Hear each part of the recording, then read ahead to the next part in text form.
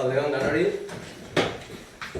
Eta eskerrik asko Euskara ala Eskara hitzaldi zikloko bigarren emanaldira arrimatu zeraten guztioi. Hasieria punta-puntako bertsolari batekin inbagendun, gaur bigarren saio honetan zesanik ez. Gaurko gonbidatu ere pentsatzen dugu, momentu enekatarik eta gizonik interesantienetako bat dala. Eskerrik asko beraz ordan, Angel, dugu garrerako gonbiteari baietz ezatearen. Eskerrik asko zure erainara, Angel orkesteko lanak zure gain hartziaren. Eta Ainarari berria eman aurretik esan datorren astean amaitzuko dula emango diola Amaieria hitzaldi zikloari eta Anari izango da gure artean. Anaren kasuan hitzaldi kontzertu bat izango da eta horretxekin emango dio Amaieria. Besterik be, Ainarari emango dio berbia eta amendian aurreako lanak maizan dauden bilagunen arduran gatzen.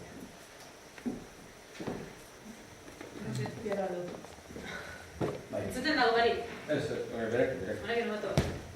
Bueno, leko ez nuke eskerrak eman bari hasi nahi. Eskerrik asko zuetan nion atortziarren, eskerrik asko bereziki zuri, Angel, guri beste tarte bat eitxearren. Nik badakit kasetarixak astuz xamarrak izaten gara lazarri, eta pentsatzeko dala honeski hori apiskat kantzauta eta are iguinduta ere enkitu zaitxugura, ziurrenik. Baina, bueno, adan dabe eskuzabala hartu baitxu, bai gau, eta baitxa astelenean be barreneako elkarrizketa jan izateko eta eskerrik asko. Bueno, hitzaldi gainean eta seguramente trabauko naiz, jende aurrian berbaitxera bitxuta ez nago nideu, baina, bueno, markatuko ez da zure, hau berme bada eta nire aldo hartatik arretik nago. Imanolek eskatu zestanean hitzaldi honen aurkezpena itxeko, ordutik anetzat jardun dut, pentsatzen, nola hasi eta zei hitzera bili. Eta bitxandu jata badala hitz bat o berba bat handu lertxundekin, ondo eskontzen dana edo ondo uztartzen dana. Eta hitz hori, edo berba hori, nik uste hitza bera dela. Hitzak bizi hau, handu hitza bizi du, goizero jaikitzen danetikan hitzan arabera antolatzen du bere eguna, eta banabil esan, baina aurreko elkarrezketatik bentsatzen impresio dut negan, goizian goiz jaikitzen danetik, zeikardiak buelta hortan, haitxatu zeskun goiz peitxandu jatan, baina hori. Eguna hitzan arabera edo hitzan inguruan antolatzen dago. Hasi, usteot, komentauz ez da zula bentsat, prensai behiratu bat ematez ez da zula lehenengo, gero gunei errepasotxo bat, berriak usutabia egunero idazten da, ezken hau zazpi gutxian edo mordo bat badia.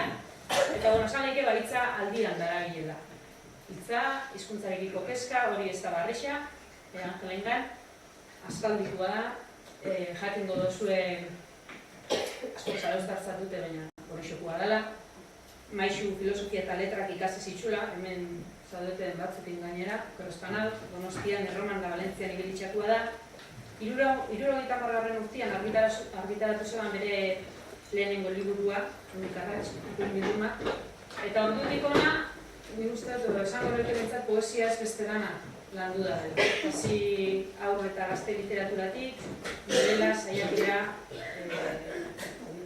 burua, zutabea, kasetaritza, danetik bizkat, eta dan ondo. Hau ja, nire ditizia. Beriak dia bestiak beste, eta honek irakurrengo itxoaz liburuak, ez dela astuko pataz, danak ez dituta itxatuko, zen mordo badia, baina bai esanguratsuenak, 16. nahi danez, 8 petxe, hau izena gatxa jarri zestan niretzako, titulua, Argizariaren egunak, Zorion perfektua, ISBT aleberriak, Konpainia Noblean, arrazio liburua, eta azkena saritu dutena, Espainiako Sari Nazionala irabazi barri dabelako eskarmentuaren paperak saiakera. Baina, idazle izateaz aparte, beste gauza asko ere bada, lanbide asko ere izan ditzu, letren munduak pilotetako esan daigun. Izan da, eta honek ere irakurritzu, gauza asko izan dalako literatura irakasle, kritika literarioa ere izan dago edabidietan, zuzendari literarioa ere izan da argitaletxen baten, gidoigintza landu du, eta hortik bizi dela, baina aitortzen horrekoan, telebistatik, kasetaritza ere bai, askok literaturan anaia pobratzat edo izan duten genero hori, Eta zentrokan, kazetaritzak lotuta bentsat, nik uste aipagarria dela lehen zeharka izatu duten hori. Berrian, egunero, ondala 7 urtetik ona argitaratzen garen artikulua, zutabia, hitz beste izenakin.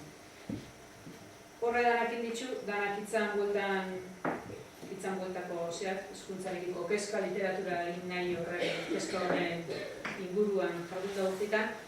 Eta nahi esango nuke, abila dela, hitzak posten, artista gutxikin asko esaten, eta horrek urria balixo dauk, gaur egun eta batez bere kazetaritzan. Eta badakila, euskarari edo hizkuntzari gaur nire Republika deitzuetzan horri alik eta etekin handixen antaratzen, hizkuntza bera lar bihartu barik. Badakielako, hitz egokixa aukeratzea zein importante den komunikaziorako, eta komunikazioa berak aurrekoan aitzatzen zestan moduan zein importantia den gizalegezko gizarte bat eraikitzeko. Eta nik uste dut gaurko izenburua, Oker Espana hori, pixkat horren inguruan behar dula, Euskara nire Republika. Nire nahiz lan usauko, ez dela eskazten dut kontua, orduan beste barik itzan mantzat. Eta bukaeran, nik uste ondo ikusten duzu behintzat, galdera batzuk edo jendiatu nahi izango balitzu, preste mozinak lantzuteko ez, entzan edik. Bai. Zema denbora? 8 agartetan. Bueno, nire esker, zuritzengatik, horren dela pare bat bete horrelakoen bat Imanolek deitu zidan zerak hitzaldi hontarako, eta telefono dei bat jasotzen duzunean eta holako eskabide bat egiten dizutenean berehala jabetzen zera konpromiso txez, edo zerbait illa funtzionario batek eskatzen dizun gauzan bat, edo benetan interes bat dagoen deiaren atzean.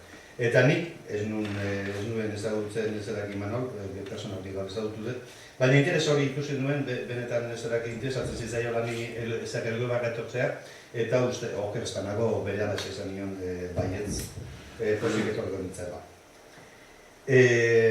Besteak beste gogoratzen ezenez, ni elgoi barra etorri izan du naiz pare bat, 3 bat aldiz, hola hitzalditxo batzuk edo ematea, Franko hil aurretik. Ikastoleen sorreran eta hori biltze ginenean, bat eta bestea, gurasoak adoretzen, baietz, ikastolak aurre ateratzea merezi duela eta lasai, euskera ikastaz aparte gaztelaniaz gu nahi ez bagelu ere ikasiko dutela, kalean eta bazter guztietan, eta bizkat gurasoak animatzea aldera, bizpairuten edo ondo gogoan dut nola etorri den edo gehiagotan, etorri nintzen hemen elgoi barra gurasoak animatzera. Nirolari baten moduan bertsuak esaten dut. Eta hemena. Testu baten irakurketarekin hasiko nire jarduna, gaurko jarduna. Eta testu hori dago baita ere, azkeneko nire liburuaren hasieran. Poloniar batena da, Milos Nobel saria jaso zuen idazle poloniar batena. Eta onera dio. Poeta bazara, eta denok dela daukagu poetatik zerbait. Garbi ikusiko duzu, paperezko horri honetan, hodei badagoela airean. Hodeirik gabe ez legoke euririk.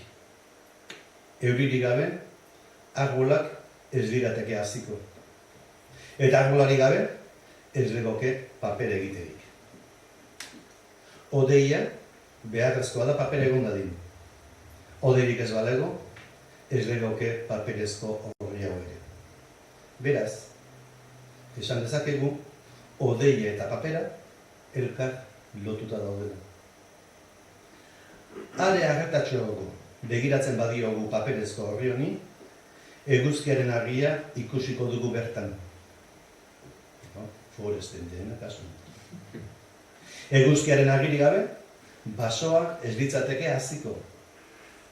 Izatez, ez zer ez litzateke haziko. Guk geuk ere ezin dugu eguzkirik gabe hazi. Beraz, badakigu eguzkiaren argia dagoela paperezko horri honetan ere. Papera eta eguzkia, elkar lotuta. Eta begiratzen segitzen badugu, aizkolaria ikusiko dugu bertan, zeinak arbola ebaki behitzuen eta fabrikara eraman. Arbola paper bihurtz ezaten. Eta garia ikusten du. Badakigu aizkolaria ezin dela bizi eguneroko ogirik gabe. Eta horregatik, ogia egiteko erabili den garia ere, paperezko orri honetan dago. Eta baita aizkolariaren aita eta ama ere. Modu horretan begiratzen bat dugunean, konturatzen gara gauza horiek guztia gabe, honako paperezko horria ez litzatekeela existituko. Hale sakonago begiraturik, geu ere bertan gaudela ikus dezakegu. Ez da zaila horretaz konturatzea. Paperezko horri honi begiratzen diogulari, paperezko horri hau gure percepzioaren zatia baita. Zure adimena hemen dago, eta baita neurea ere. Beraz, esan dezakegu, dena hemen dagoela. Paperezko horri xume honetan. Ezin duzu hemen ez dagoen gauza bakar bat ere seinalatu. Denbora, espazioa, lurra, euria, mineralak, eguzkia, odeia, ibaia, beroa. Dena dago elkar lotuta paperezko horri honetan. Paperezko horri honen existentzia lotuta dago gainerako gauza guztien existentziarekin. Orain, testu eder honen irakurketaren ondoren, imaginatu dezagun baita ere hizkuntza bat. Imagina dezagun euskara. Paper zurio bezala kosia da. Ez da ezak guk hiztunok erreparatzen ez diogun bitartean. Gu, hizketan hasten geran bitartean, ni orain hizketan ari naiz, zuek entzuten ari zeraten, eta hizkuntzaren miraria bihurtzen dugu gure begiradarekin, gure jardunarekin. Hizkuntza bat existentzia oso bada, guk ala nahi dugun neurrian, eta guk hizkuntza horri erreparatzen diogun neurrian. Erreparatzen ez baldin badiogu, erabiltzen ez baldin badugu, beste aldera begiratzen baldin badugu, paper honek, gure hizkuntza honek ere, existentzia batzen du. Gure erabili faltak, existentzia ukatzen dio paperari, percepzioari eta hizkuntzari. Hizkuntza bat ez da ezer. Berez, ez da ezer hiztunok erabiltzen ez dugun bitartean. Hiztunok hizkuntza hori garatzen ez dugun bitartean. Hizkuntzak ez dira ezer, baina dena dezakete. Orain arte euskarak eman duen guztia eta eman dezakeena. Edozein hizkuntzak egin dezake, baina egin dezaken hori gure esku dago. Baina gure esku dagoenean ez dago nire esku. Nik hizkuntzari etekin jakin bat atera diezaioket. Eta agian saiatzen baldin banaiz, orain arte atera diodan baino etekin gehiago atera diezaioket. Baina nire gain eta nire arduran dago etekin hori ateratzea edo ez ateratzea. Hizkuntza zai dago emateko. Hizkuntza zai dago eskaintzeko, ze dana eman dezake. Eta nire habilidadea egongo da. Edo nire borondatea egongo da jokoan, hizkuntza horri etekina ateratzeko aldez. Aspalditik, nire errepublika hizkuntza izango nuela eta euskara izango nuela erabaki nuen. Eta errepublika diot, bi zentzutan, literaturaz hitz egiten dugunean, letren errepublika ditzen diogu. Nolabait, alako errepublika bat osatuko bagendu bezala idazleok eta letren inguruan mugitzen garenok eta irakurleok. Eta bezaletik, esaten da, errepublika dela gizon emakumeen elkarbizitza antolatzeko modurik gizatxuena, gizalegezkoena. Denak berdintzen gaituena eta errepublikaren definizio hura frantziarrak ematen zuten definizioaren arabera nolabait hiru printzipio nagusienak jasotzen dituena. Askatasuna, berdintasuna eta anaitasuna. Hiru horiek osatzen laguntzeko estruktura bat da. Errepublika, erakunde eta organizazio politikoa, demokratikoa.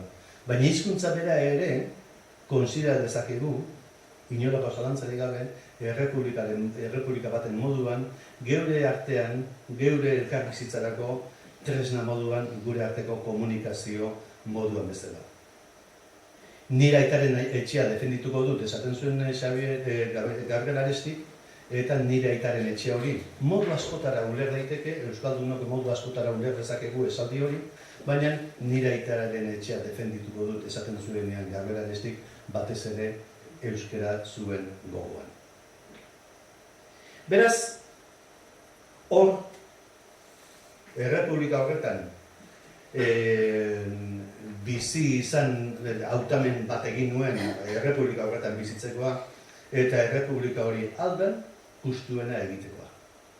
Bada bertso zahar batzuk badira, iparraldekoak, non Frantziako iraultzaren ondoren eta ondorioak ikusita asko eta asko Euskal Herriarentzat kaltegarriak bertsolari zaharrak esaten zuen, ai, liberté, egalité, fraternité, hiru gauza horiek egia balite. Noski, utopiaren aurrean gaude, eta utopia hori gauzatu arteko onik ez dugu, baina denok, uste dut, batetoriko gerala, ez direla batere printzipio txarrak hiru horiek. Egia balite eta hortan sailatzea eritzateke txarra. Heinrich Boll, idazle alemanak zioenaren bidetik. Neuk ere, neure egin nahi nuke lan hori, idazle moduan. Eta da, gizalerezko hizkuntza bat egituratzen lagundu, egituratzen kolaboratu, gizalerezko herri batean.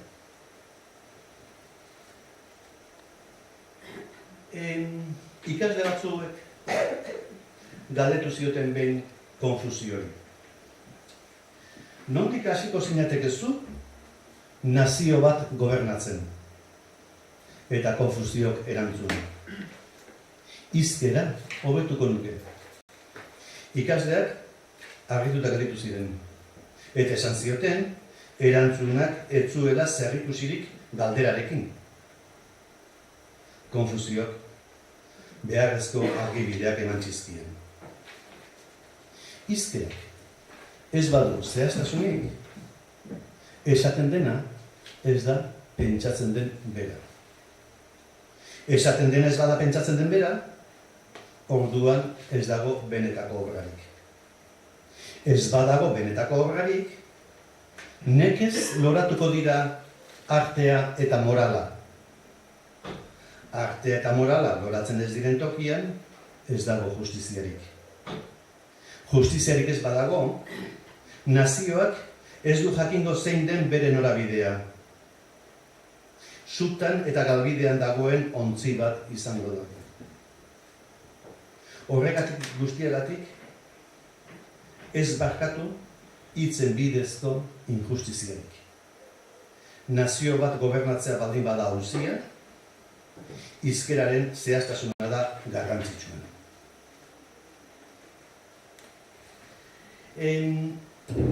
Idatzeko dizuet, Arberean Juan-Mari Leconaren poema oso xume bat. Ez da bere biziko poema goratsu bat, eta ez da ere Juan-Mari Leconak idatzi duen poema ederrena inondikan ere. Baina denok ezagutzen duzue, eta orain esplikatu nahi dudanarako oso ondo datorkidan testu bat. Denok ezagutzen duzue. Xavier Letek eta Lourdes Ingiondok kantatzen zuten dago.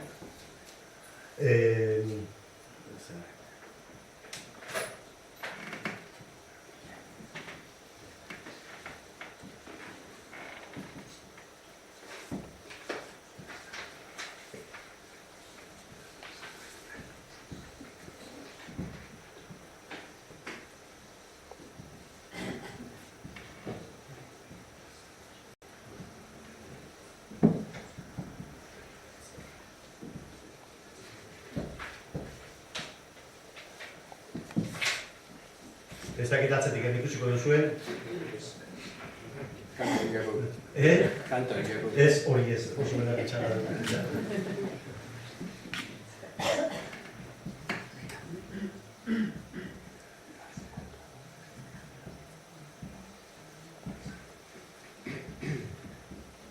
Igual zuei balio ez baldin badin zuei ezak irakutzen ez duzuelako, nahi balio dit, hemen esan nahi ditutunak esaten bat protestua horren ditzak. Bueno, errota zahar maitea uraren ertzean.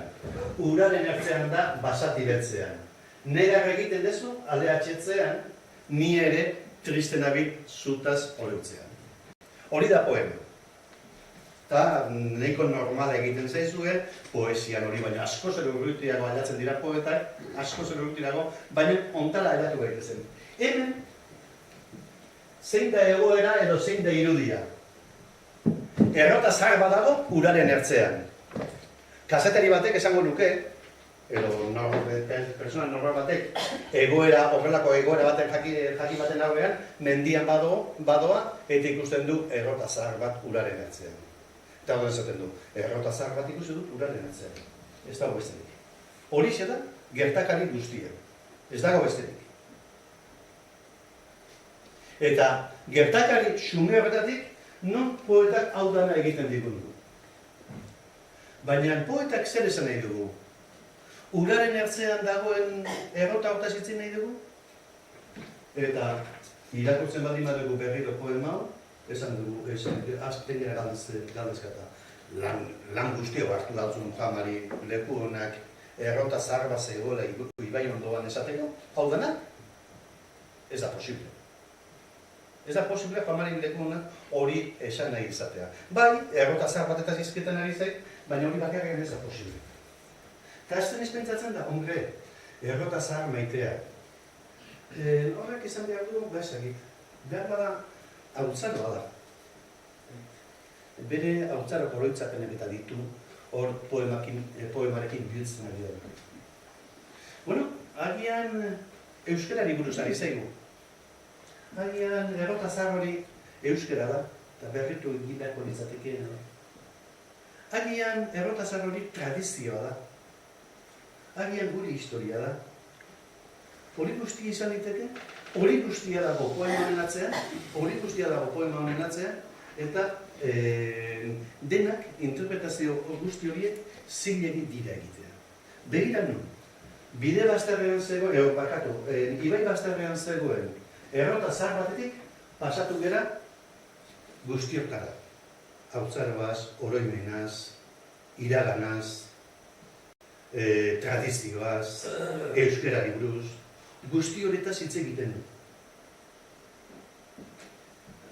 Nik hemen idatzioko banu, ibaiaren ondoan errota zahar bat dago, eta idazten dut, hau, abia puntu beretik, guzti hau egin da. Eta guzti honetan, eskaintzen dizkigu poemak, interpretazio desberdinak. Eta interpretazio guztia gainera, nolabait ikuitu egiten gaituztenak, eta nolabait interesa pizten diguten interpretazioa. Baina zer pasada bidai horretan? Zer pasada esaldi honetatik, ibai ertzeko errota zaharretik, ontaraino aiatu gaitezen. Errota zahar maitea, maitatu pertsonak egiten dira, baina errota zahar bat maitatzea, bueno, oraindik ere, ezeratu onar dezakegu. Uraren ertzean errepikapena daukagu. Basati betzean, baso beltzean esan beharrian basati, illa persona baten personifikazio bat eginez. Negar egiten duzu, errota baten negarez, nola liteke? Ale atxetzean. Bai, soinuak, ale atxetzerakoan, errotak ateratzen duen soinuak, badu antzen bat negarrarekin. Baina negarra egiten duzu esatea. Gainera, ari zaio errotari zuzenean ika. Eta tipo hori hartuko badute, eta errotari zuzenen nizketan ari zaiola, segurazko eroetxe batera eraman duteke. Ni hasiko banintz, zen mendian nabile da errota bati, tinok ikusiko banindu gortan, eraman nindu. Eroetxe batera eraman ninduke. Beraz, zuk ari zaio, eta erokeria galanta da hori. Ni ere triste nabil zutaz oroitzean. Zutaz oroitzean, bezerak persona bat balitz bezala, konparazio bat, metafora bat, errepikapen bat, personifikazio bat. Dauzkagu figura literario pila bat, dauzkagu baliabide literario pila bat, handik, errota zaharratatik, oroitzapenera, hautzarora, tradiziora, guzti horietara pasatzeko. Orduan, hemen sortu da mirari literario hori, hizkera normaletik urrutiratuta lortu dugu. Baina ez da horrek. Daukagu rima, bertsolarien kasuan bezala, dauzkagu rimak, dauzkagu silabak, dauzkagu kontatzen hasten baldin badira, ikusiko ditugu, behin eta berriro, errepikatzen diren erritmo batzuk dauzkagula. Eta guzti honekin sortu da hizkera literarioa. Hau da, ni honea etorri naiz idazle moduan, eta orduan literatura zintzik behar dut. Eta orduan esan behar dut, horrekin batera, esan behar dut, literatura ez dala horretan alegintzea beste ezar. Alegia, eguneroko hizkeratik urrundu, eta urrunduz gauzen percepzio desberdin batzuk ematen alegindu. Batzutan asmatuko duzu, beste batzutan ez duzu asmatuko, baina zuzenean esaten ditugun gauza horiek baino, nolabait, modu ugariago batean espresatzen alegintzea litzateke literatura. Idatzizko lan. Pasatzen da, kazetaritzaren idazteko modua, edo idazle baten, novelagile baten idazteko modua, eta zer esanik ez, poeta baten idazteko modua, oso desberdinak dira. Kazetariarena, eguneroko jardunetik oso urbil dago. Eguneroko izterak, eta ordu da urbilago, eta ordu da zehatzako jasoko du segurazko gertakaria. Baina, novelagilearena urruntiratzen hasten da. Eta zer esanik ez, poesiaren, poetaren. Eta hor, bide horretan, hizkera normaletik gero eta gehiago urrundu, eta ordun eta esan nahi ugariago eta zailago aldi berean ematen da. Baina baita ere, sentimentuen eta bizikizunen partaidetza asko zera handiago egiten da, ordun da gehiago urrutiratzen zeranean.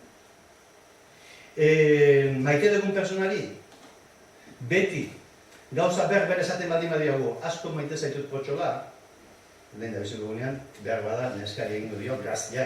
Baina pizkanak apesianak, egunen batean, zerbait gertatu dalako elkarren artean, eta asarretu ingera lako edo bat, eta beti potxola ditzen diot, eta gaur ditzen baldin diot, asarra, eta gainen behar potxola, aize hartzen diatuko, eta orduan zer egiten dugu, eta zerbait gehiago esaten alegin du. Egunero egiten dugun kontu bada, egunero sarri egiten dugun kontu bada. Zerbait gehiago estresatu nahi dugunean, saiatzen gara beste modu batzuk, beste espresio batzuk, beste esateko eta adierazteko modu batzuk bilatzen. Horixe bera, emaztearekin edo senagarekin edo alabarekin egiten dugun, semalerekin egiten dugun, hori bera, momentu jakin batzutan, egitea da, nolabait, oso labur esan da, fenomeno literarioa edo mirari literarioa. Eta horren, ontara gatu ondoren,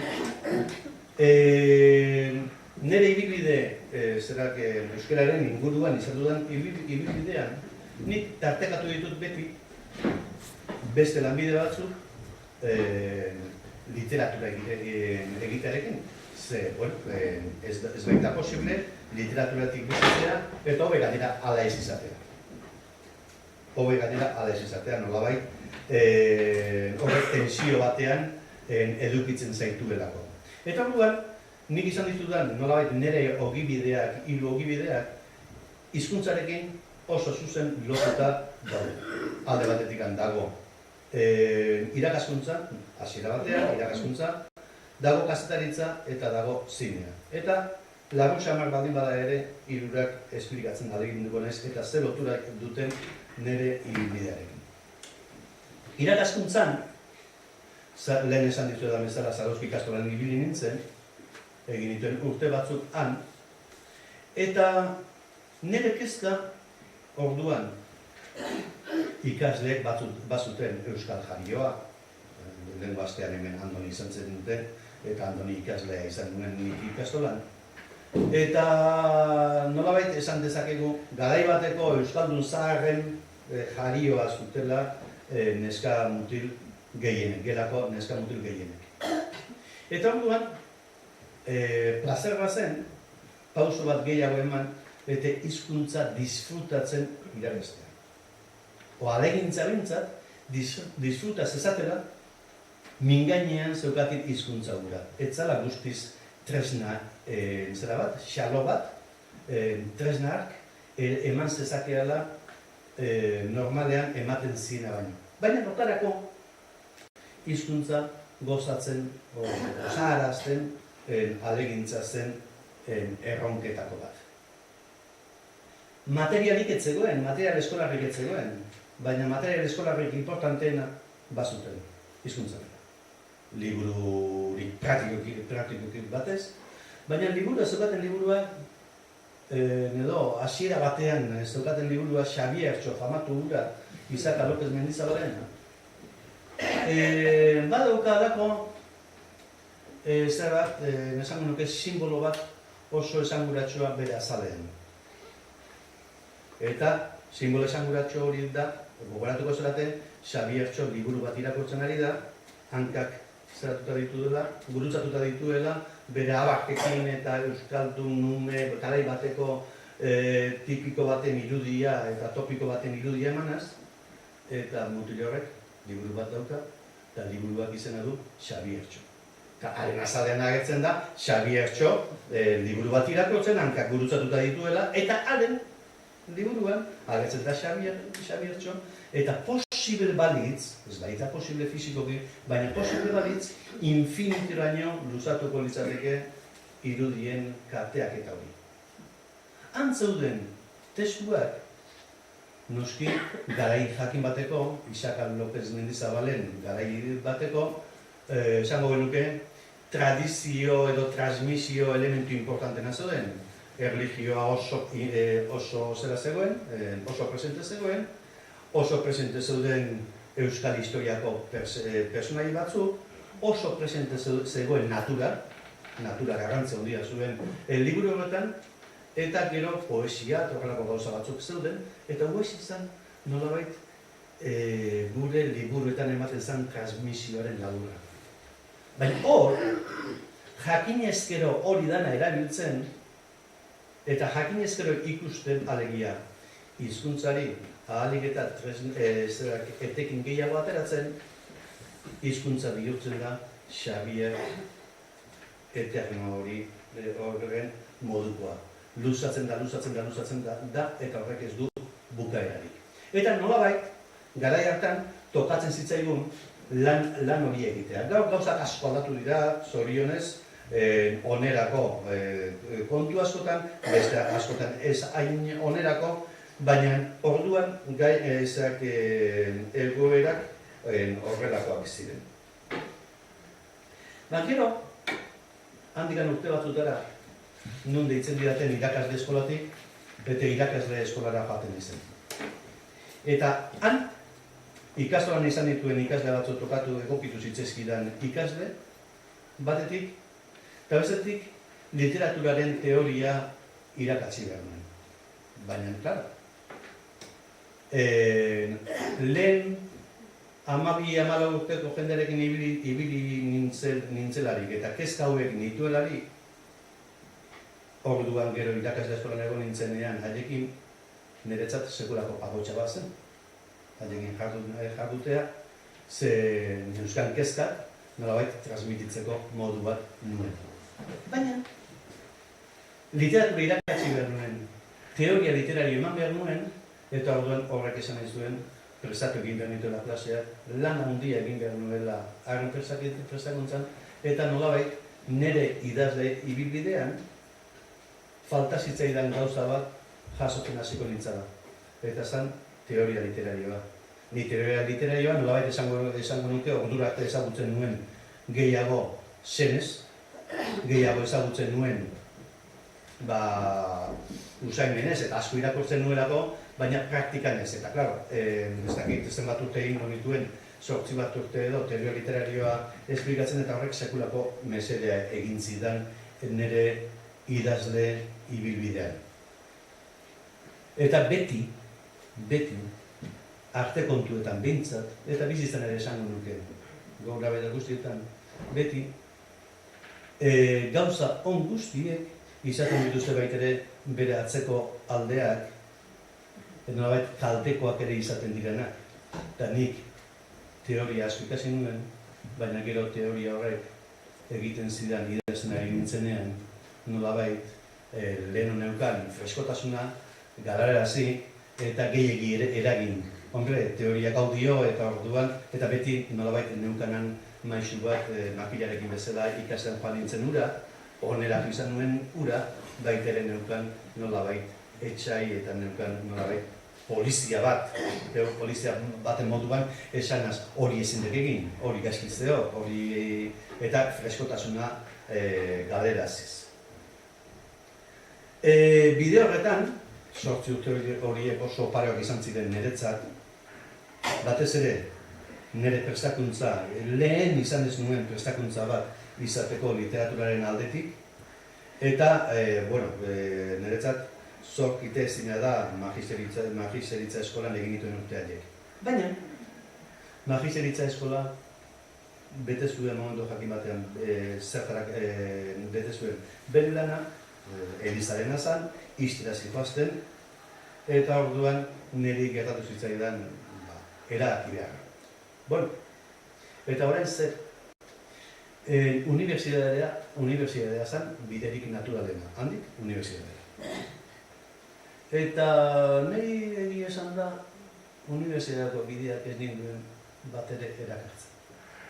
Eta ez ninduen bat ere erakartzen unibertsitatean giro nahiko beti ere egoten direlako jamalilak eta giro ustel samarrak egoten dira segun eta zen departamentutan, eta nire joan behar nuenean ez zegoen girorik onena, ezagutzen dituen batzuk eta nire burua ezagutzen dut eta esaten nuen horra joten banemanez alde batetik. Giroa estek oso goxoa eta idazteko eta nolabait barne lasaitasuna galeraz egingo da. Eta bestaldetik gertatzen zitzaidan beste kontu bat. Eta zan, unibertsitatera joaten banintz, joan da, klaseak ez emateaz aparte, hasi beharko nula eskalofoian. Tesi egin behar, doktora dutza, ez da gizet, katedra duna, eta orduan urte batzuk zeratu beharko nituela, pasa beharko nituela, hor, lan hortan, eta horrek galarazi egingo zidala, nik nahi nuen bakarra egitea, aldegia idaztea. Eta hola, emaztearekin hitz egin nuen, eta, bueno, zer animatzea atzera. Pare bat urteko proba egin baldegu. Eta, bueno, alaxeto, proba egin genuen, eta gero, zorionez, ez ziren gauzak hain gaizki joan, nahiz eta urte batzuk oso gogorrak izan genituen, noski, ekonomiaren aldetik eta gara. Baina, bueno, hori edanak, nolabait paketean sartzen diran kontu dira. Ez berago, ez tristeagorik, nera egiten duen artista bat baino. Nahi duena egiten aide, eta gainetik nera ez da pentsatu. Beraz, orduan aukera bat izan nuen, eta aukera hori aprobetxatzen jakin nuen, edo erabaki hori hartu nuen. Hori, irakasle kontuari dagokionez. Bigarren elementua da kazetaritzarena. Ikastola lagan nuen, hain zuzen ere, egin sortzera zifuanean deitu zidan, Mariana Ferrerrek deitu zidan kultura sailaz arduratzeko. Eta kultura sailaz arduratzeko, egin martxan abian jarri baino lehenago, 6-8 bat hilabete lehenago edo ja, martxan jarri hasi ginen uradana abiarazten. Eta, esan beharra daukat, nik kazetaritza egin nahi izan nuena Erromara joan baino lehenago. Eta Iruñan suspenditu egin duten, etzidaten aprobatu eman, testean. Test bat egiten zuten, eta orduan testan ez bakatu. Elkarrizketa bat egiten zuten, elkarrizketa luze bat, eta Opuseko nire elkarrizketa gileak ez ninduen nunbait Opuseko klaseetan atzera horrea ibiltzeko gai ikusi. Eta orduan, ezintasun horren aurrean egin nuen ni filosofia. Baina, ni zergatik egin nahi nuen, irakasle izan baino lehenagotik eta kasetaritza zergatik egin nahi nuen, niretzat logikoena uraiz ezageztaldako literaturatik hurbilen zegoen disiplina edo bidea edo uraiz ezagako. Eta orduan, klaro, niri Mariano Ferrerek ezin zidanean, handikan 7 urtetara edo 8 urtetara egin jakuteko aukera, orduan ez nuen zalantzarik izan, uezan niretzat zeruei zabaldu zitzaidan. Eta urtebete izan zen, oso urtebete, hori, karrera batean zuk 5 urtetan ikasten dituzunak eta teorian ikasten dituzunak praktikan urtebetean edo lehenago ikasi beharra. Eta izan zen, inoiz ahaztuko betzaidan egoera bat. Bai, beste zirkustantzi soziopolitikoengatik eta bai, alde duetik eta gero ja horien eraginez alde egin genuen arte talde batek, baina hori alde batera utzita, eta literatura zari naiz, izan zen urtebete oso oparoa, eta nik kazetaritzaz uste dut ikaragarri ikasi nuela, oso kazetari onak eta gazteak zeuden, indar handituak, eta orduan han ikasi nuen kontu asko. Eta ikasi nituen kontu asko, lehen artean, bi aipatuko dut. Bat, eta gero Martin Ugaldek formulatzen duen elementu bat, eta orduan Martin Ugaldek erabiltzen zuen irudi bat baliatuko dut. Errealitatea, guk uste dugu, errealitatea ezagutzen dugula, edo errealitatea ezagutzeko tresna egokiak ditugula, baina Martin Ugaldek esaten zuen errealitatea kubo bat bezalakoa da. Zuk hartzen baldin baduzu, kubo bat, dado handi bat hartzen baldin baduzu, eta jartzen baldin baduzu aurrean, zuk dado horri ikusten diozu alde bat bakarrikan osorik. Behar badak haintaldea edo ikusten diozu pixka bat. Alboak igual zerbait, baina ez atzekaldea, ez bekoa eta gainera hilagilena ez dituzu osorik ikusten. Eta buelta ematen baldin badiozu, gauza berak gertatzen zaizu. Eta buelta eman diozunean alderen batek aldaketaren bat izan baldin badu, zuri nork esango dizu buelta eman diozunean ordura arte bia zena, biari tanta esote zaion borratu eta orduan batean geratu dela. Eta orduan, errealitatearen aurrean, gutxienez, kazetariaren jarrerarena da segurantzi falta, eragintzat zer hori, autokritika hori, beti ere nik segurutzat jotzen dudan hori behar ez dela hain segurua, eta horrek eskatzen du humildade handia. Ez naiz egi osoaren jabe, eta orduan ikusten dudanaren kontua. Ikusten dudanaren testigantza ematen dut, ahal dudan gehiena ikusten aleginduko naiz, eta orduan ahal dudan testigantza handiena emango dut, baina eta horrekin batera, ia ni nun jartzen nahi zen. Zen posizioetatik begiratzen diotenik gertakariari. Demagun istripu bat. Demagun orantxe hor aurrean, auto batek ume bajo duela. Bizikletan zirpan ume bajo duela. Eta orduan, nik ikusi dut hori, eta nola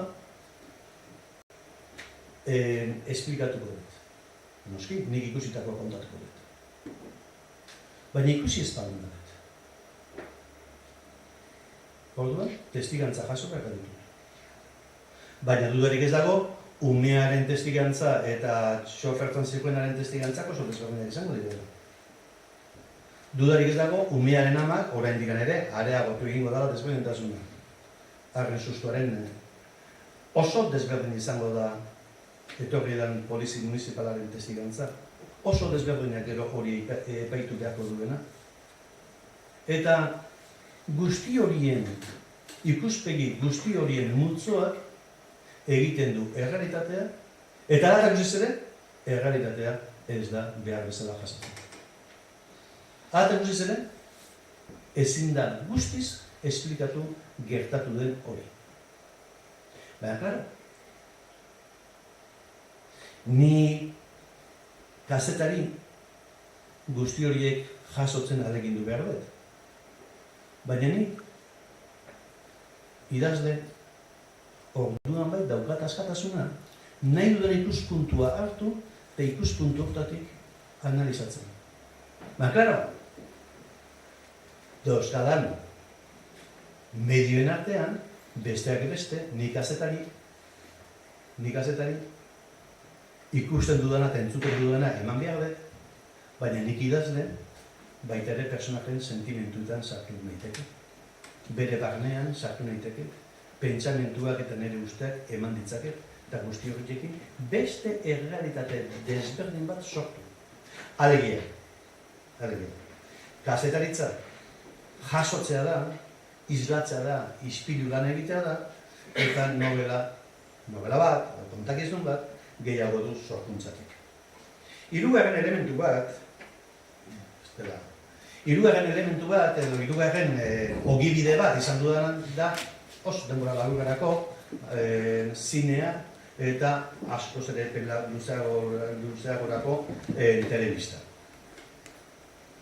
Eta zineari beste alde batetik asko zordio dan kontua. Gu nahi ez dugula ere, liburu bat irakurtzen dugunean edo zerbait kontatzen digutenean, irudietan eta zinearen eta telebistaren modura imaginatzen ditugu gauzak. Demagun niko baina esaten dizu dela Napolesko portua. Eta zuek dakazuen informazioen arabera, eta zuek ikusi duzuenaren arabera, seguru asko Napolesko portuaren irudiak inoiz ikusi dituzue, eta ikusi ez baldin dituzue ere, berehala osatzen duzuen nolabait halako perfil bat Napolesko portuarena, Mediterraneoko portua nolakoak izango dira Napolesi buruzko informazio bat daukazue, eta egituratzen duzue. Hori guztia, eta irudietan jartzen duzue. 19. mendean novela bat irakurtzen zutenean irakurleek, zer zeukaten eskura esaten zitzaien guztiura irudikatzen. Novelan bertan zegoena neurri handi batean. Hango deskribapenak, gaur aspertu egiten gara 19. mendeko novela bat irakurtzerakoan, batez ere deskribapenetara gehatzen geranean. Eta tana nolakoa zen eta esaten zigutenean. Da, klaro, zinerik etzokaten imaginatzeko modurik ez baldin zitzaien zehatz esaten. Zinean, berriz, ez da horrelakorik. Nik 16. aidan ez pelikula egin nuenean, kasule mordo baten gatik, iritsi nintzen pelikula zuzentzera. Egin nuenean, egitzen konturatzen, zer desberdinak diren, ez ditzen jarri pentsatzen, zer desberdinak diren zinea eta novela bat. 16. aidan idatzi nuenean, ni novela hori idazten hasi nintzen, garbi ikusi nuenean, Marcelina izango zela lehen personaia nagusia. Anekdota berez, abia puntua apustulari bat, apustu mordo bat egiten dituena, eta gero salto estupido batzuetan bizitza galtzen duen apustulari horren historia nik ezagutzen nuen. Eta niri oso gogorra egiten zitzaidan eta bezaletik kontatzeko gogoa baina neukan hori. Baina ez nuen modua ikusten nola.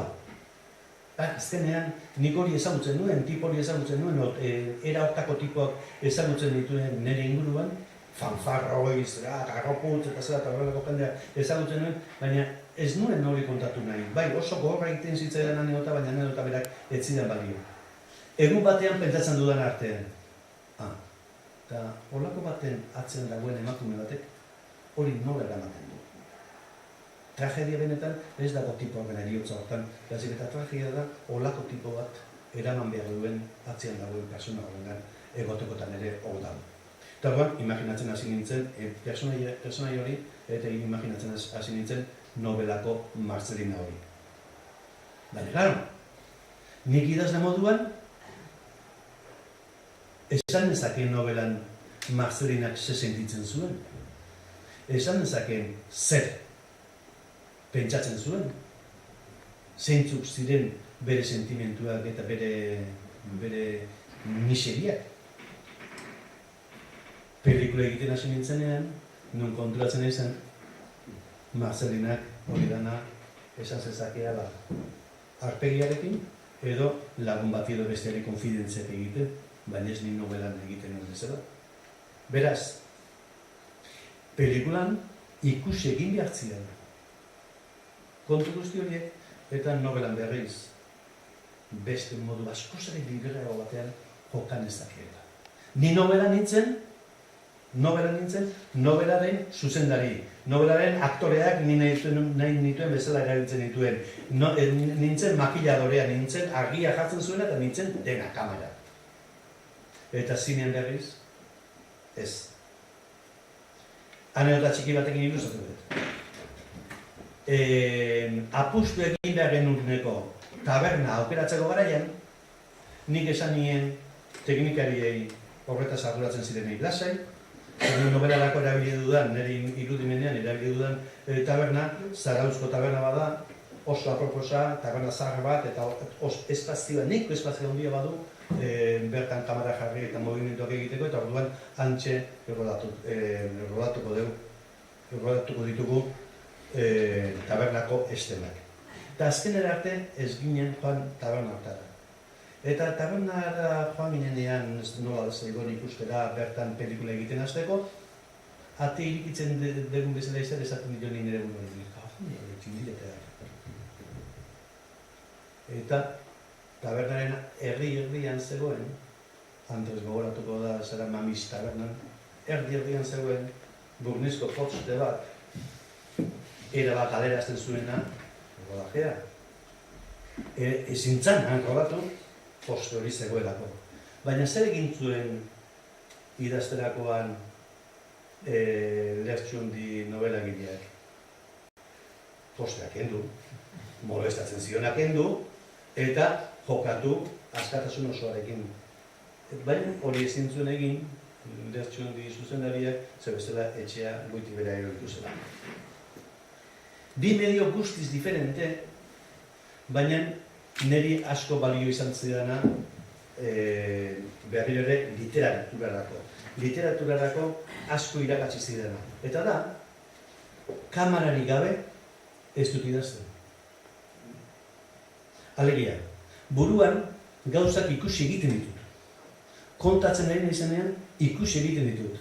Eta ikusten ez ditudanean ere, pentsamentua, sentimentuak eta bat, beti ere kamararen bidez egiten dut.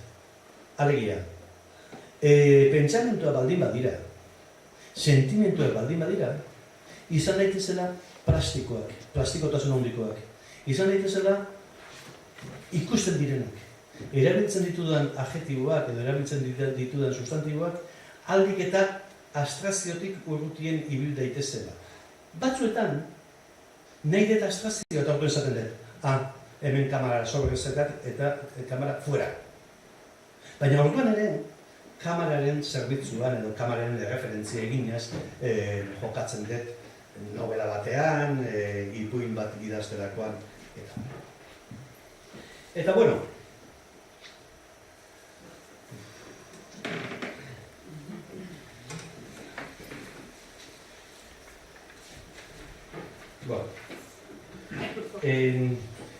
bukatu ingo dut. Lasai, beste amarko gurutik lasai. Horretu batik bintzat ez ez. Bai. Bukatuko dut. Uste dut deno interes zaigun kontu batekin edo kontu batekin bukatuko dut. Berrogei urte hauetan, denok, hemen gauden guztiok, bizi izan dugu, batzuk gazteagoak beste modu batera oso diferenteak, gu bizi izan dugunetik oso modu diferenteak. Gure hizkuntzaren bilakabide jakin bat, eta hizkuntzaren bilakabide horretan euskara batuaren bilakabidea bizi izan dugu, neurri handi batean protagonistak izan gara, ni protagonista sentitzen ez nire maila, nire zerak gutxian, baina protagonista sentitzen ez baita ere, beste hainbatekin batera Euskara Batuaren bilakabide horretan. Eta uste dut, arro egoteko moduan garela, guztiok ere, hain urte gutxitan, halako bide luzea eta oparoa egin dugulako. Baina, uste dut, baita ere, lehen esaten nuen bezala errealitatearen beste aldia begiratzen aregindu behar dugula eta bar. Uste dut, bide horretan, eta idazlea naizen aldetik harin naizizketan, askotan izan dut tentaldia edo, askotan sufritu dut hobeto esateko tensioa. Idazle bat, bere hizkerarekin, bere hizkuntzarekin, odezteko, borrokan jarduteko dago, eta etekin ateratzeko aldan gehiena, hizkuntzarekin saiatu egin behar du, berritu egin behar du, eta hautsi ere egin behar du. Eta guri tokatu zaigu, hautsi beharrean, sortu beharra, egin beharra, osatu beharra, eta oso disiplinatuak izan beharra. Idazle baten eginkizuna hizkuntzarekin disiplinan baino gehiago dago, hain zuzen ere bihurritzarekin eta iazteretekin atera dezakedan askotan arauarekin berarekin hilea borrokan jartzeraino eta nolabait txirbilak ateratzen alegin du hizkuntzari. Guri tokatu zaigu disiplinatuak izatea. Oso disiplinatuak izatea, eta uste den neurri handi batean disiplinar horri esker egin dugun bidea.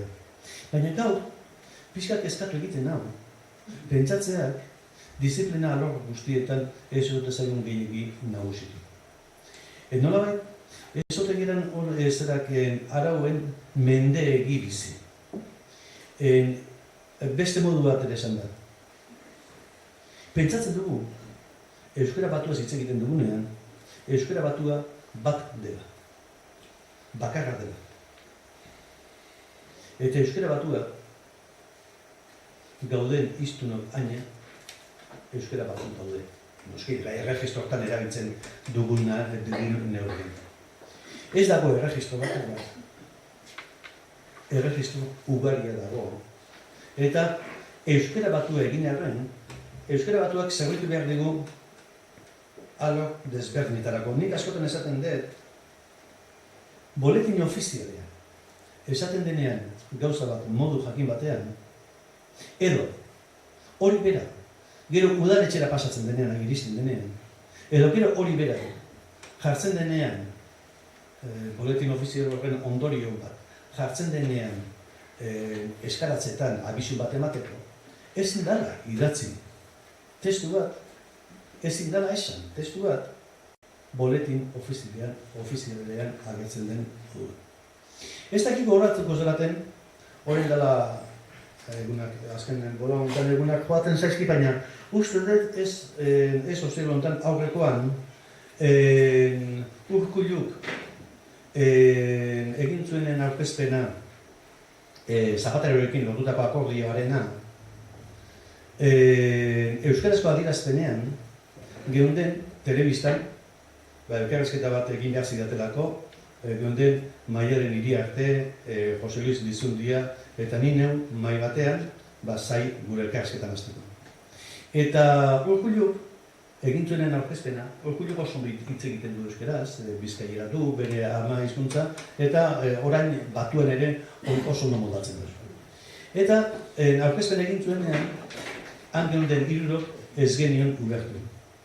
Oso importantea zen, EAJ-rentzat oso importantea zen momentura, ua aurkeztean, eta noski, saldu egin behar zuten lorpena eta izandako garaipena negoziaketa horretan, eta bar. Eta guk ez genion ulertu, zertan ari zen.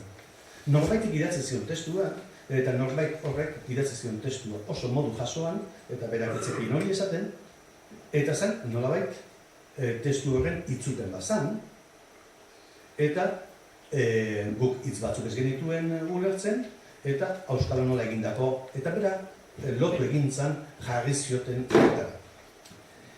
Adibide bat jarri dut, orantxe egun hauetan gertatutako eta horrelakoa 8.000 konta ditzaket, ez? Baina kontua da, akordi hori boletinean jarri berdenean, edo akordi hori politikari batek, edo kazetari batek, edo beste norbaitek, adirazi behar duenean, ezin duela erregistro bera erabili. Ezin duela modu berean hitz egin baterako eta besterako. Hiztunok aina euskara daude. Hiztunok aina euskara daude. Eta hiztunok aina euskara egoteak esan nahi du zirkustantziak ere alatxu direla. Zirkustantziak ere alatxu direla. Eta nik ezin dudala nire emazterekin nintzen boletin ofiziala idazten hariko balintzezak. Eta alderantziz. Boletin ofiziala ezin dut idatzi, emaztearekin hariko balintzezela. Baina hemen arazo bat daukagu. Arazo handi bat daukagu. Eta da, hiztun kopuru oso txikia osatzen dugu. Eta administrazioa oso zabala da. Konparatu, administrazioaren, gaztelaniazko administrazioaren edadura, hiztunen artean zenbatekoa den,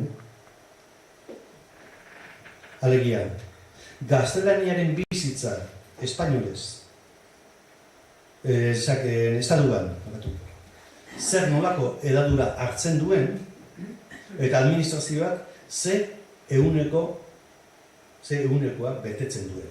Txikia da, oso txikia da, gurearekin konparatuta. Gurearena, erabat zirrikitu guztietara iristen da.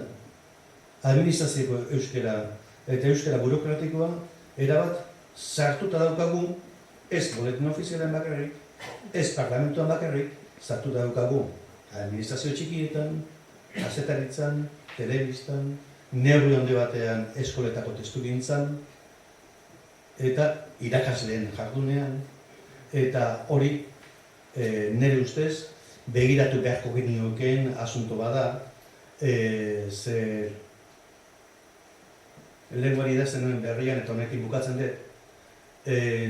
Orain dela 50 urte, nik ikastolan 40 urte ikastolan izan dituen ikasleak jarioa zuten. Eta orduan gure gizarteak behar zuen letren prestigioa. Nik uste dut ondo irabazita daukagula letren prestigioa. Baina jarioaren aldeko apustua edo jarioaren aldeko estrategiak bideratzen saiatu beharko genukeela iruditzen zen. Eta orain ja zuintxan da askatasun osoarekin. Norbete galderaren bat edo nahi daben, delena izaten da gatxena. Moderia dena.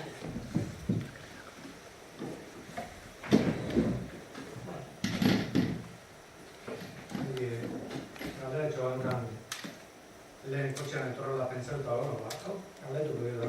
Handurik, hori noa joan ikusita izan dira, galdera aldatzen alba. Gero neuke gomendi behin oio berari galdetu behin behio.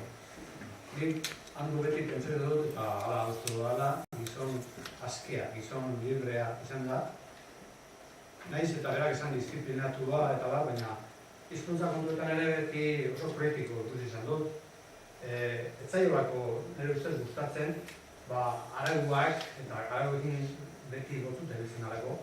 Gogoan egonia aspaldi uste dut, eskaltzen diak B eta D ereduak eta jarri zituenian da, bera esamin hortatik pasatzen dut izanian, orduan ere harako zerbait ere esan zituela berak arauekin da zeuzkan arazkoak eta baina ez bakarrik euskarakin eta politikakin, ideologiakin eta izan dolako eta hemen aipatu durian eginekua nik gogoan dut partean nintzalako eta Mariano Ferraren despedida berak antolatutako txakolindegi baten, etxeko txakolindegi baten izalako eta gogoan dut, gogoan dut ezai gogora. Baina, guzti hori izan, hain aske ikusi dut, galderazteko ondoren, nire galdera zen, handu zergatik ez dago euskaltzailea. Eta min nire buruan daukan eskerrak eman behar dira euskaltzailikoei han ez dagoako. Ze, nik ez nuke nahiko euskaltzailea egote. Ze, ez dela lotu hau ikusiko duke, eta hori, berak gustura obeliko da segurazki euskaltzailea egon da, ez da? Nik hori pentsatzen da, baina galdera horki doa. Imaginatzen dut, gileo burua euskaltzailea. Begira, orain dela urte batzuk euskaltzaindian egoteko aukera eman zidaten, aukera. Badaude tramiteak eta daude botazioak eta gainerakoak. Eta orduan, gaur euskaltzaindia burutan Andres Urrutiarekin lehiatu nintzen, Antolin Eguzkitza ere bat zegoen orduan, gero gungo batean izatu zen, Antolin Eguzkitza zen, eta erretiatu egin zen azkeneko momentuan, eta hain zuzen ere, nik bultzatu nindutenak, nahi zuten, bultzatu balin ninduten, zen literatur ikuspegia oso gutxi zegoelako euskaltzaindian. Eta oso ikuspegi oso reglamentista zegoelako, eta horrelako konsiderazio batzuk, eta bale, ez da, aurkeztuko nintzen eta. Eta, han, Andres Urrutia irten zen garaile, zer hartan, lehia hartan, eta hantxe bukatu zen historia guztia. Ni orduan baiezko hemen nuenean, lehia hartarako baiezko hemen nuenean, zan bestalde besteak beste egiten zidaten proposamenarekin edo filosofia horrekin ados nengoelako, baina bestaldetik oso zaila egiten zitzaidanako ez esatea. Eta nire buruari galdetzen nion, zer letxe egin behar egin? Besteak beste, ni euskaldun, jendea harritu ingo da esaten, hau esaten duenean, baina ni euskal gramatika ez dudalako ezagutzen, ez dudalako euskal dialektologia ezagutzen, ez baldin bada irakurri dudalako, ez baldin bada zenez eta horrelako kontueznatik, baina ez modu disiplinatu baten da, nik zer eman dezaket ez baldin bada nire esperientzi personala ez. Jakituria baino gehiago. Eta kontua da, orduan zeratzen izan denean, pixu izugarri bat, kentzen zer gainetik, eta esaten dut, ba ez. Ara eskioz beste bi aldiz edo, izan ditut eskintza, eta bietan gainera ez irabazteko berriro. Gauzak dauden bezala etxe santu hortan. Baina, en fin, ezak, ja garbi daukat eta oso lasai bizti naiz, nire gizona bere bakarra da, zara oso txoko.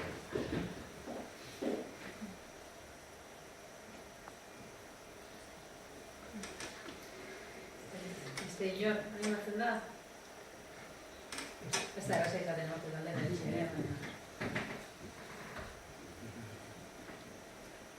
Hitzaldiaren gaineko bi lerro eskatu nizkizunean,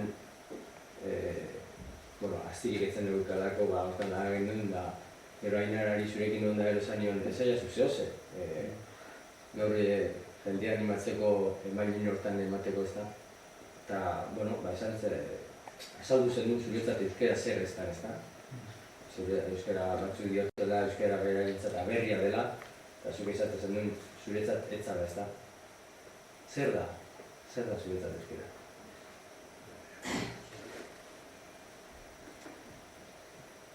Euskera, nik uste dut nezerak Italiana balintz edo Salamankako balintz, itzingo nukela entusiasmo berderarekin nire hizkuntzaz, kaso batean gaztelaniaz edo italioz. Euskara da nire hizkuntza eta apasionatzen nauen tresna bat. Alegia, ni idazlea naiz eta batekin nire tresna dela hizkuntza. Eta orduan eta hizkuntza hobeto menderatu edo hobeto manejatu edo lehen esaten duen espazioa erabiliz txirbilak gehiago batera, eta orduan da etekin gehiago batera dezaketela. Baina nik pentsatzen dut beste hizkuntza batean jardungo banintz edo jaio izan banintz edo beste opzio bat egin izan banu bere garaian, entusiasmo bertsuarekin hitz egingo nukeela. Alegia. Iztun, euskaldun eta gora bera guztiotaz aparte, ez dut izango arago edo onago edo zera. Eta elegantzia guztiot emango, baina niretzat da nire sorkuntzarako tresna. Eta orduan, sorkuntzarako tresna den bezala, pintore batek, orduan da, komposizioaren eta koloreen eta hobetu menderatu, eta orduan da, mezklak nola egin, pinturak nola nahastu, eta orduan da, hobeto asmatu, eta orduan da, hobeto komposizioak eta bat, gauza berbera ateratzen dion kontuan. Baina hori lan esaterako. Lehen esaten nuen bezala, ibaiaren ondoan errota zarra dagoela esan baino pixkat haratago duteko.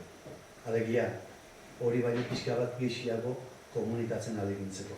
Nolabait, nire barnea ustu, eta nire barne horren ustuketa norbait interesatzen bali mazaio, arrekin, zeratzeko, partekatzeko eta isitasunean, bakar batean bilo, hori da beste bat.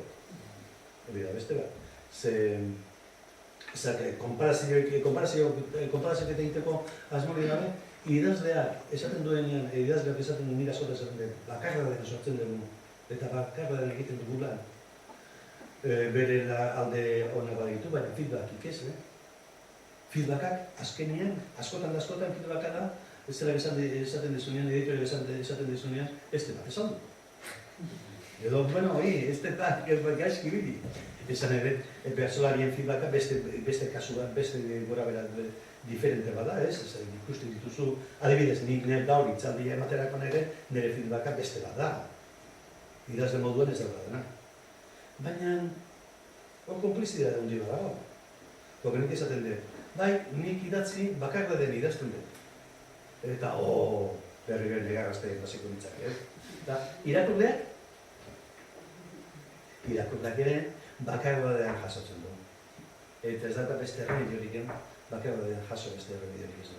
Bai, egin dezake irakurketa publiko bat, baina ez, irakurlearen lana bakarra den egiten da.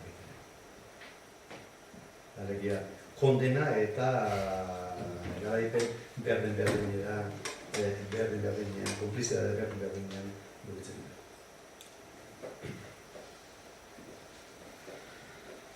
Horregatik esan dudanean, gaztelean Salamankan banengo edo Italia banengo italieraz eta zerak, niri etxe bate gustatzen, bate, eta giotak gutxi dago, beste hizkuntzen denako mezpatxo.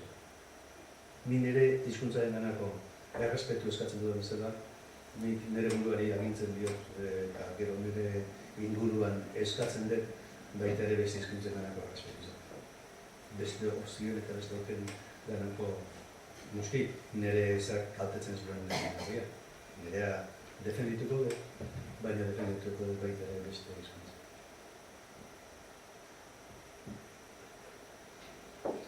Nik azetatxe naiz, eta nire zuzendari zendako batek beti izatezin tente idazteko. Nola izan? Tente, zutik idazteko. Ez idazteko funtzionario bezala berdina, tente, bizik eta... Nobelagile bat ez, nola idatzi berko. Bueno, kasetariaren izate bai, ez funtzionario bezala. Nik etxera etortzen denean, kasetaritik kasetarira alde handia dago ez, baina etortzen direnean, argazkilarin bat etortzen denean, esaten.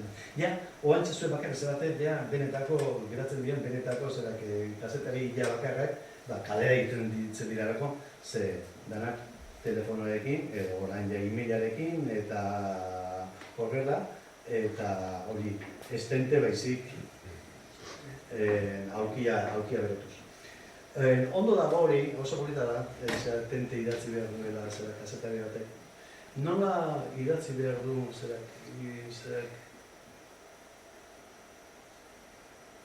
ez nuke esan postura tente denik.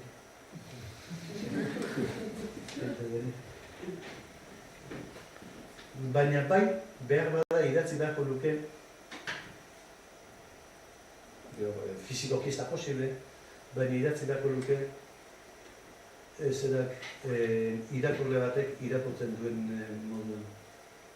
Alegia, izan liteke sofa eroso bat, izan liteke aulki bat, izan liteke, baina konzentrazio bat, zu zaude espazio fisiko temporal jakin batean. Zaude zure gelan, gaur goizean nire gelan, irakurtzen hasten naiz, eta orduan novela batekin ari naiz, edo poema batekin, edo zera. Eta halako batean,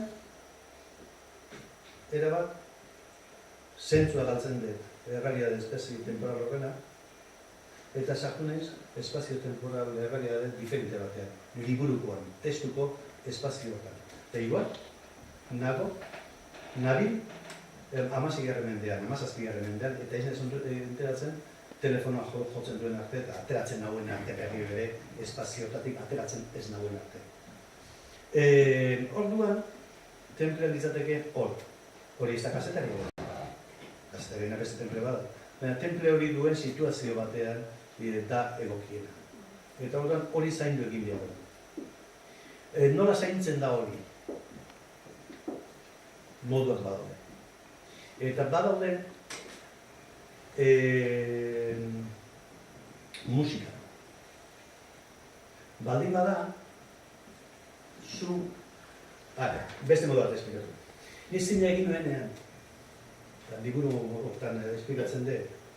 16. aidan ez egiterakoan, argazki zuzendaria etorri zitzaidan, da esan zian, mira los libros de arte, que tengas en casa, o vete a donde quieras, eta ia ze argi nahi nuen. Zer oso extrañoa. Eta bai, behiratzeko. Euskal artistutan, edo nahi duen tokian, behiratzeko ze argi, ze klase nahi nuen eta. Eta holaxe pasan dituen egunak, behiratzen bat eta bestea, eta nire guztoko argia bilatu nuen arte. Kodrixan arra, ez da izan, beroa, eta eman nuen arte, ez? Eta zen nuen. Idazterakoan zer dut, horrelako goza bat ez nuen pentsatu. Zer ondo, orain beti egiten dut. Beti egiten dut, idazten egin izenean, ni badakit ze kolore, ze... Gero, irakurleak ez dakit jasoko duen edo ez. Baina ni, nire tono bilatzerakoan, hori egiten dut. Musikarekin ere goza da.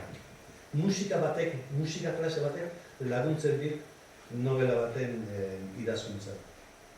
Eta modu ia obsesibo batean, musika klase horren, giroak bizitzen da. Giroa ematen. Gero igual, idazten egin zenean, nolezak egiten nolako itzan egiten dut, musika. Zeratu egiten dut, baina horren laguntzarekin egin. Nolabait, giro espiritual bat, bizi idazteko horrekin. Giro espiritual bat. Nezarak leguan, nori irakurtzen nion, Jonan Fernandez irakurtzen nion, argiako belkrakita batean, nola, orain ezin da, nila espiritualidadea hitz egin. Espiritualidadea erlegioaren eremukoa baldin bada, badiz bezalaka. Aquí, nik niretzat espiritualidadea errebendikatzen dut, nire barne bizitza bat, nire bizikizu personalak eta horiedanak, nire baitan sublimatzeko modu bat errebendikatzen dut. Hori, giro espiritual hori lortzen. Hori, nola lortzen da, hori, giroketa bat musikaren bidez, pinturaren bidez, eta hortzen. Ordenaren duen ordean.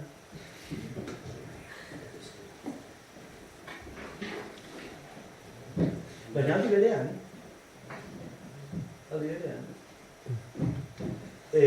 lan egiten den telefono ondoan duela. Telefonoa. Ez naiz, zera bat, ermitaino baten moduan edo abislatzen eta lan egiten. Eta zergatik, pulsio hori, egunerokotasunen pulsioa, ondo etortzen dela. Jabon, betxe filma guai zetek, hori egiten. Baina hori, telefononik atzen dut. Eta hori da gala, nuzte dut, asko datorki dela, kasetagitzatik. Kasetagitzatik bilizkarintz ez nula horrela. Pentsatzen, eta orain, bote kontuan, Eta handu, zertan laguntzen dizu espazioz aldatzeak zion?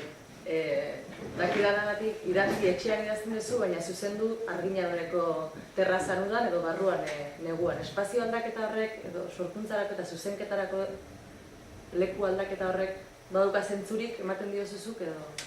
Bai badauka, diferente funtzionatzen dut, eta lan desberdinetako aginan egiten dudan bisita hori ez egunero, baina alegintzen naiz, aldan sarrien egiten, da batez ere idazten ari nizenen, eta idatzitakoa zuzentzeko.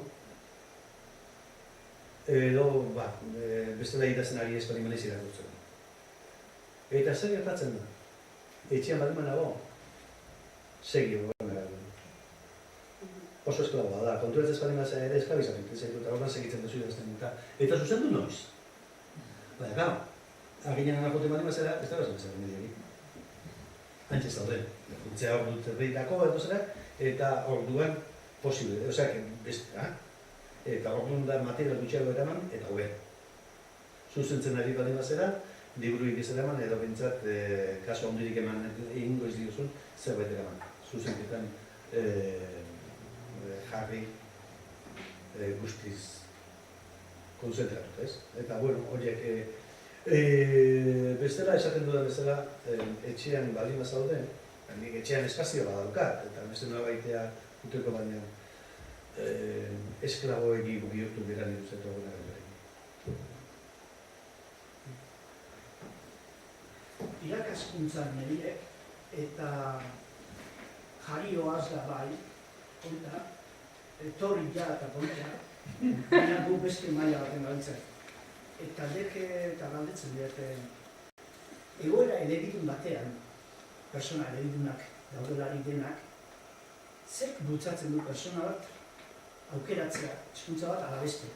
Gurean gaztelan asko, aukeratzen dute bati bat. Zerk bultzatzen du? Nik horrengo egoera niziat ezagutzen eta betetzen diat pertsona aina historiongo direla gure zera bertan, ez? Egongo direla noski ezaugarri orokor batzuk eta beste batzuk ezain orokorrak, personalak direnak. Gure beranaldierena oso nik bintzat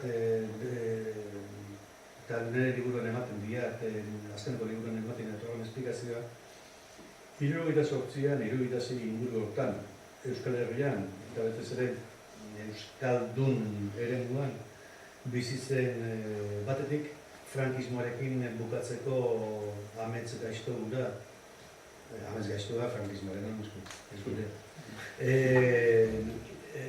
Asmo gura, eta gero antzegoen berpizkunde moduko katakundetatik irtetzen egina da, eta euskara irtetzen egin aizela handik.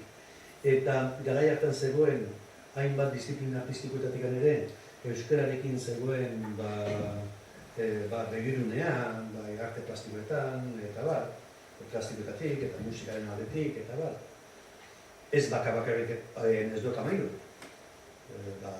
Musika jasoan ere, eskudero eta beste hainbat musikari. Orduan, bazegoan humus alako bat, ez humus politikoa bakarrik, ez humus soziala bakarrik, baitere humus kulturala, nolabait, erakargarri egiten zitzaiguna.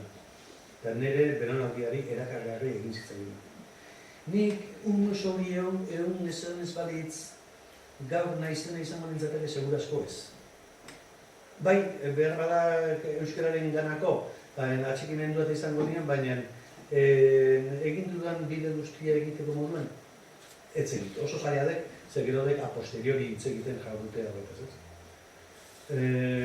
Baina, gaur, zer? Zer transmititzen diegu baitere gure eskoletako gaztein kulturalki, poso hori, euskaren inguruan biziarazteko, eta bar.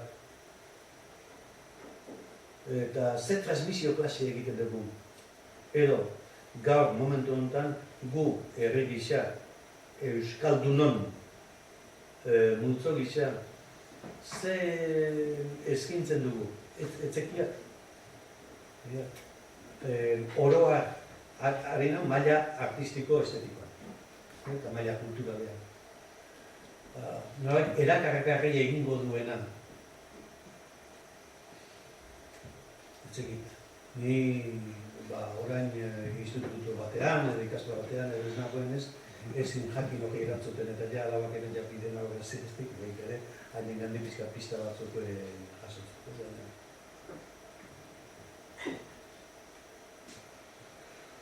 Kulturalki, nik uste dut, eta bakatuko jazue gogorra izaten edo. Kulturalki uste dut hipokresia handi bat izan. Alegia, esaten duguna eta egiten duguna ez datu zela. Askotan. A ber, Euskal Zineaz, Euskal Zineaz hitz egiten dugunean, ja ez gaztetxo eta zer nahiz, adinez, gutaz. Euskal Zineaz hitz egiten dugunean, beti hitz egiten dugu, edo badirudi, Euskal Zinea egiten dutela, zuzendariek, aktorek eta teknikariek. Euskal Zinea egongo baldin bada, egongo da, parte hartzen duelako Euskal gizarteak, parte hartzen duelako ikusleak, eta zineak, hain zuzen euskarazko pelikulak ematen nahi direnean, zineak guztiz utzik daudera. Ez dira onak. Eta ez dira onak izango, implikatzen ez gara neurriak. Azkenena, peskaldiaren agetzen. Gauduan zenbateraino, diskursoa eta praktika guztiz desberdin dipazen. Eta nik uste alde horretik badaukagula, ez dakit, populistarena edo joateko premio pizkaz. Diskursoa beti asko zera opera erabiltzen dugula, gero eguneroko praktika baino, eguneroko jarduna baino. Ez dago goza tristea hori, hainbeste eta hainbestenek sortu dituen azkeneko pelikula, egongo da, ez dakit errekurri, egongo da bakoitzak izango ditu iritzia, baina Saturraren historiarena baino, eta emezortzi, emanaldi batean, hogei. Nik karenetik azpeitira eraman genuenean, hartaz gogoratzen ez ondo, larun bat batean ordurik onena jarri genduen euskararentzat, eta ordurik ezak azpeiti,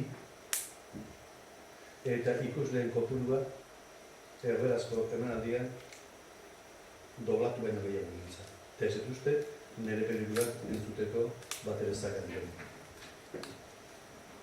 Eta gero, Euskal Zinea, eta izkera. Eta antzeko zerbait, antzeko parezido eta ere gertaritzeke literatura. Zorionez, literaturaren kasuan, eta ni gora honetan askotan ez egin naiz, zorionez, izan dugu irakurlego Fidel bat, eta dugu irakurlego Fidel bat, gurekin bidea egin duena, eta nik uste dut neurri handi batean.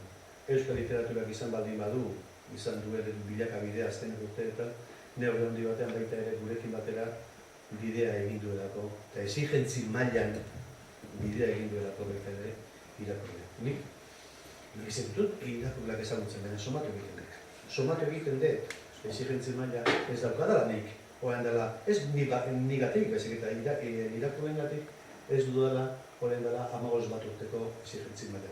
Alegia, nik bidea aurra egin baldin batek, ez naizela ni bakarrik egin, ez naizela ni bakarrik izan bideo egin duena, nirekin batea irakurleak ere egin dutena. Eta beste disiplinarekin ere, gauza bere gaitatzen ez baldin bada. Baina, nola literatura bakarroa dena egiten da, eta orduan bakarroako konplizidadetan oso konpontxo egiten dugun irakurleak egiten da. Segurazko ez dia bat ere erantzun, Segurazko ez dia bat ere erantzun, baina eske galdera ere zailade, oso zailade, nik errez eta balban, baina eske ezin mediatu.